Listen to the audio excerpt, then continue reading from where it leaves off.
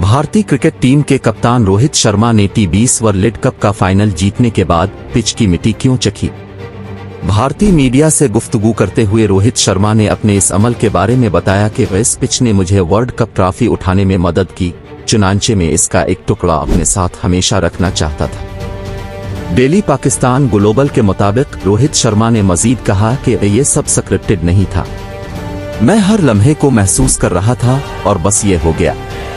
मैं अपनी जिंदगी में इस पिच और ग्राउंड को हमेशा याद रखूंगा जिसमें हमने T20 वर्ल्ड कप जीता। उनका कहना था कि वो लम्हात बहुत खास थे, ये वो जगह थी जहां हमारे सारे ख्वाब पूरे हुए। मैं वहां से कुछ अपने साथ ले जाना चाहता था, इसी वजह से मैंने पिच की मिट्टी को चखा।